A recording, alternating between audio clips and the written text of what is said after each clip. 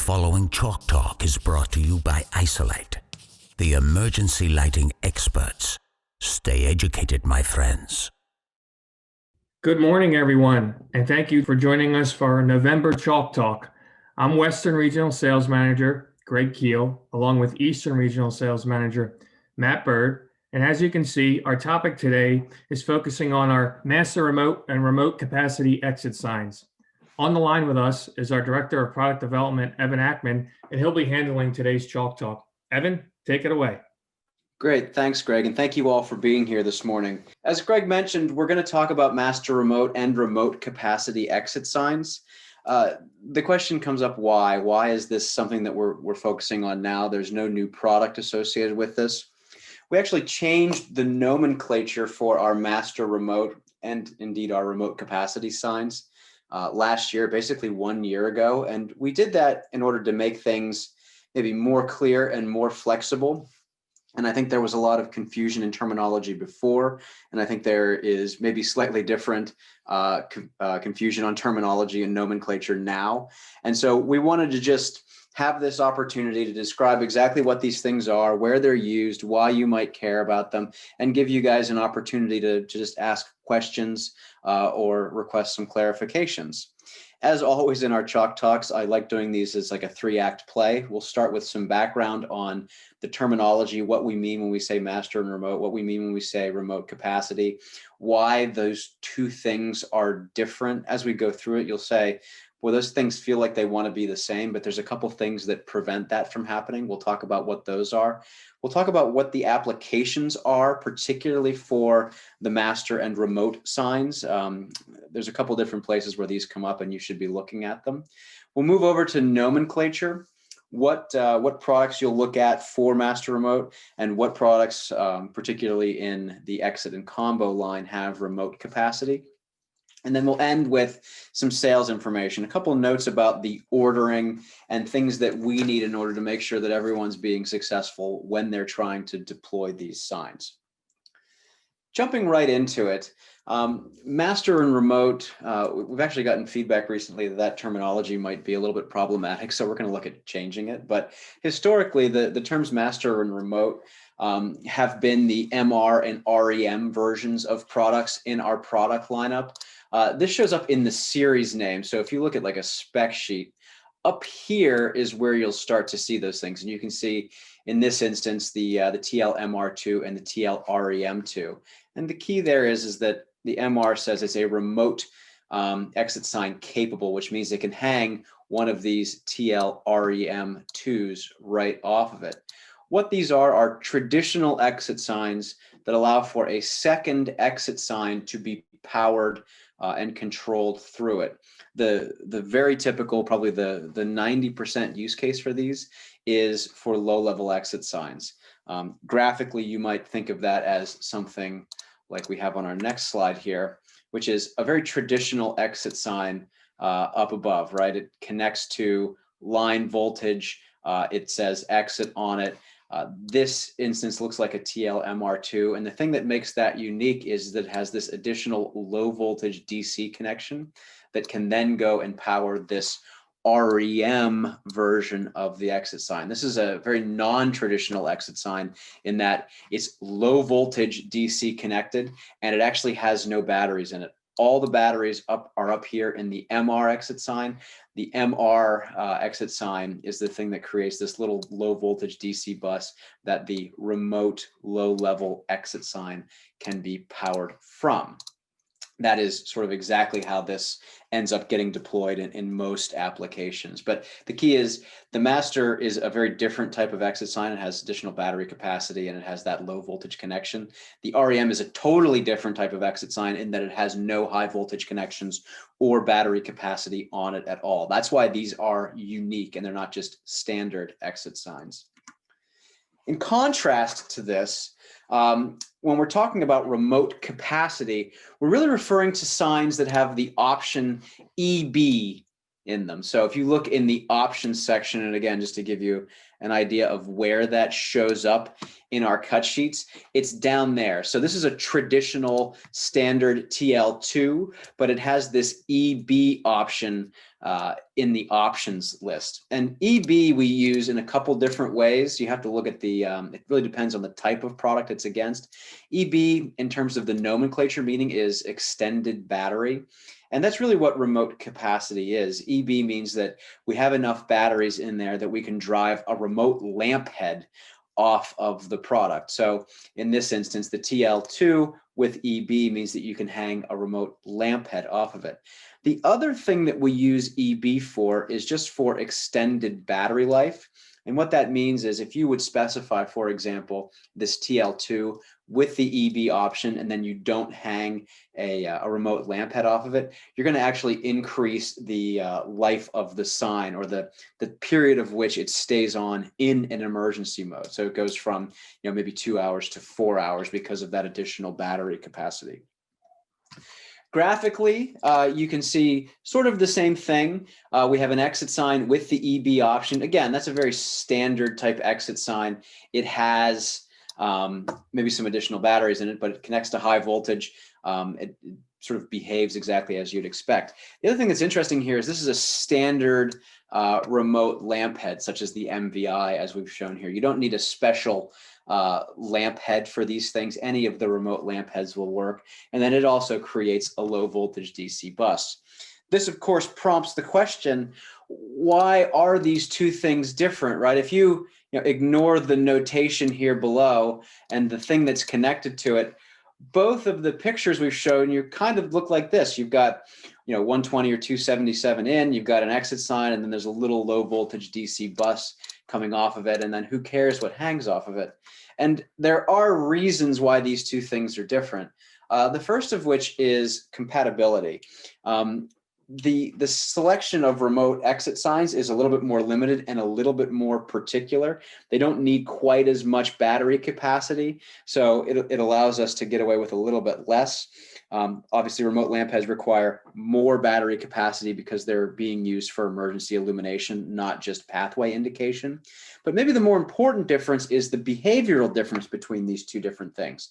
A low-level exit sign is always illuminated. So a remote exit sign is always going to be on. That's not the behavior that you want of a remote lamp head that's connected to an exit sign through that remote capacity. In that instance, you only want those remote lamp heads to engage and illuminate in an emergency. So there's a difference in behavior here. A remote master combination is going to have that remote energized at all times. The remote lamp heads are only going to be energized in an emergency. That said, keep in mind, we do have products like the TL2 that have both capabilities. So you can order a TL2 MR that allows you to hang a remote exit sign off of it. And then you could also specify that with an EB option, which would allow you to, in addition to that remote exit sign, you can have a remote lamp head on it as well. In terms of the applications of these, the master remote is, the word isn't limited, but there's very particular applications where these things make sense. The far and away most prevalent application is through low-level exit sign applications. If you've walked through a hotel or a school or a hospital, you'll notice that in addition to having an exit sign up above the door where you're walking out, down below the door within 4 inches of the frame and like between 6 and 18 inches off the ground, there's going to be an illuminated low-level exit sign. I think traditionally the industry would use a self-luminous product there, but there are jurisdictions and areas around the country that tend to not prefer that, and so that's where the master and remote exit sign comes in. The other application that we see these used in are if there's some difficulty getting a nearby exit sign to have high voltage on it. So maybe you're going through like a mullion, or you're in an area that you can't get conduit through for some reason. That's a good application for a master and remote exit sign, because you can have a traditional high voltage exit sign, and then you can have a low voltage DC bus down to something else where there may be some wiring difficulties. It's much less common than the low-level exit sign, but it does come up. Remote capacity exit signs come up in a lot of different applications, actually. Most commonly, it's because you really want a combination exit sign emergency light, but you're in a family for other reasons that doesn't have that feature. Again, I'm harping on the TL2 a lot, but it's a good example of these different capabilities because it's a relatively new sign. So there's obviously not a combo version of our TL2, but you may want to have some remote lamp heads very nearby. You don't want to bring a separate circuit over for that. That's a perfect application for a remote capacity exit sign. This can also be done not necessarily as a combo, but just sort of a nearby kind of thing. And then keep in mind, there are also applications where extended run times are very important. Think about areas like, shelters, areas of refuge, hospitals. There come up requirements for things like 4-hour battery capacities.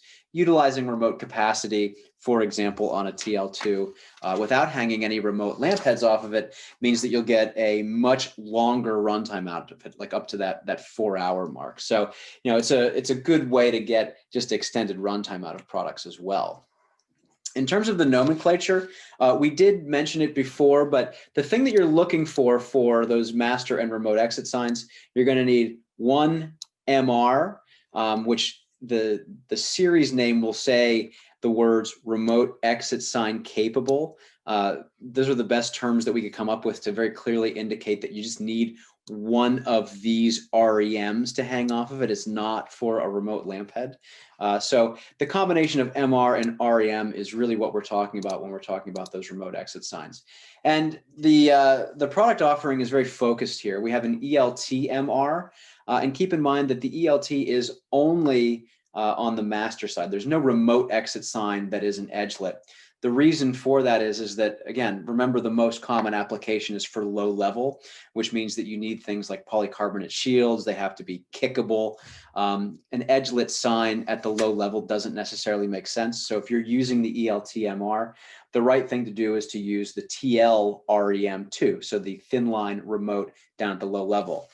Contrast that with the other two products where these features come up, the TL and the LPDC. Both of these products have both the master and the remote associated with it. That said, we think that the TL-REM2 is really the right way to do all remote exits. So even if you have an LPDC above the door, maybe the TL-REM2 is a little bit more compelling. It's a little bit less expensive. It's just a nicer sign. So it gives you a little bit more flexibility in terms of what you're doing. There's a lot more remote capacity exit signs and combos. Again, it's any sign that has the EB option associated with it. And we have a pretty big variety of those, from pretty inexpensive, the RL, the thermoplastic signs, all the way up to the crazy stuff like hazardous location. So you're going to be able to find an exit sign that has remote capacity if that's a requirement for you. And keep in mind that when we're talking about remote lamp heads off of these things, the right way to go is MVI or MVH because they're pretty much voltage agnostic. Just verify that the capacity is going to work out when you order it, because in some instances you're going to have to use the MVI. The MVH will be a little bit overpowered for what the sign is capable of delivering. In terms of some ordering notes, again, remember in our previous nomenclature, you would really just order, for example, like TLMR2, and that actually encompassed both that master and the remote exit sign. So two different things. A year ago, when we went through and changed our nomenclature, we actually split that out into the two products that you see in spec sheets and price books now. The reason for that is really twofold. We think that there's a lot of applications where these things might want to be ordered at separate times. And so allowing them to be separate line items lets us do things like shipping partially, specifying these two things at different periods of time. And the other thing that it allows for us to do is have a mixed option set. When previously there was one model number that encompassed both signs, there were some limitations on colors and finishes, the options associated with it, legend coloring, although that one doesn't necessarily come up. Now having those two different signs that you're going to put on the order means that you can kind of mix and match. You can have a brushed aluminum sign up above and then a white sign that blends into the wall down below. Not that I think there's a ton of applications for this, but you could have a green legend up above and a red legend down below. Like you can mix and match these signs in any way that you want. And the ordering nomenclature now gives you that flexibility. But in general, every order needs to have one MR and one REM sign. Again, if that's not possible because of the job cycle or whatever, the thing that we would ask you to do is just include the other order number on the second order, just so that we can tie all the stuff together and make sure that the right parts and pieces are being ordered. It's just kind of a sanity check that we like to do for people. So keep that in mind. We want to know what both parts are. With that said, there is no necessarily new revelations here. So all this information is currently available on our website through the spec sheets, through the installation sheets, through the wiring diagrams, the ELT, the TL, and the LPDC. All that information is up on the web. You can go see that now and get access to anything. As a follow-up to this Chalk Talk, we'll send out a training video link. That'll be a presentation of me giving this so that you can watch it again or pass it along. It'll also go on our new webpage, so you don't even have to go hunt through your email. Then we'll also send out a version of the slides that you can use for either presentations internally to your own people, presentations to engineers or architects, or if you're an engineer or architect, to customers should just describe what these things are. With that said, I know it's a quick bite and there's a lot of information. My name is Evan Ackman. Have a good rest of your day and a good weekend, and we'll talk to you in December. So have a good Thanksgiving as well.